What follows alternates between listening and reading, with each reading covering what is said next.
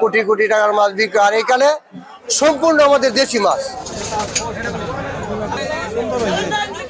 এজন্য দেশীয় মাছের বর্ণিল এক ঠিকানা, হাওর থেকে সদ্য ধরে আনা মাছের জীবন্ত বাজার। সেখানে বোয়াল, আইড়, চিতল, রুই, কাতলা, বাইম, কালাবাউস সহ নানা প্রজাতির মাছ দেখেই মন ভরে যায়।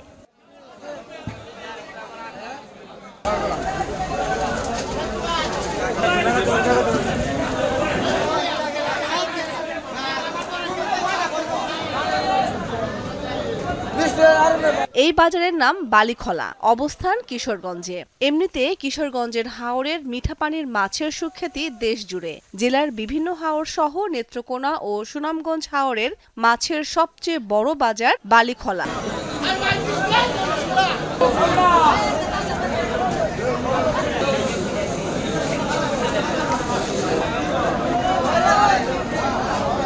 ভোরে ধনু নদীর ঘাটে এসে জড়ো হয় মাছ বোঝাই হাজারো নৌকা। এই ঘাটের পাশেই করিমগঞ্জ মাছের আড়ত। নৌকা ঘাটে ভিড়তেই আড়তদাররা টনকে টন বোয়াল, আইড়, চিতল, রুই, কাতলা, বাইম, কালাবাউস সহ নানা প্রজাতির মাছ সংগ্রহ করতে থাকে।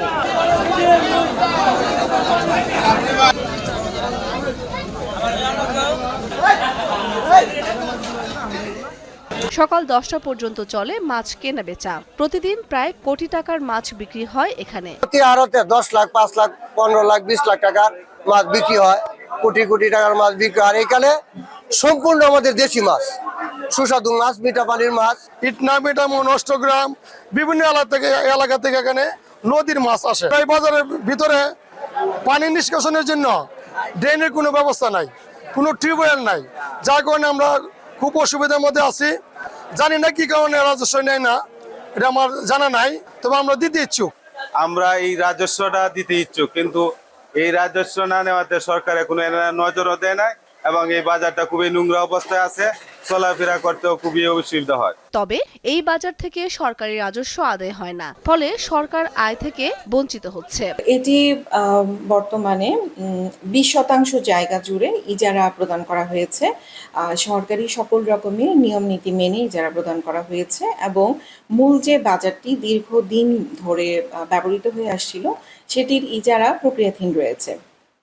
এক্ষেত্রে যেহেতু উচ্চ আদালতে এটি নিয়ে মোকদ্দমা চলমান, সেক্ষেত্রে এই মুহূর্তে ইজারা প্রদান করা সম্ভব হচ্ছে না, কিন্তু এই মোকদ্দমা সরকারি পক্ষ থেকে পরিচালনা করা এবং তৎপ্রেক্ষিতে এটার ইজারা দেওয়ার জন্য ব্যবস্থা নেওয়ার জন্য উপজেলা প্রশাসনের পক্ষ থেকে সার্বিকভাবে ব্যবস্থা নেওয়া হচ্ছে। ব্যবসায়ীরা চান রাজস্ব আদায়ের উদ্যোগের পাশাপাশি বহু বছরের পুরনো ঐতিহ্যবাহী বালিখলা বাজারের উন্নয়ন করা হোক। দীপ্ত, বার্তা কক্ষ।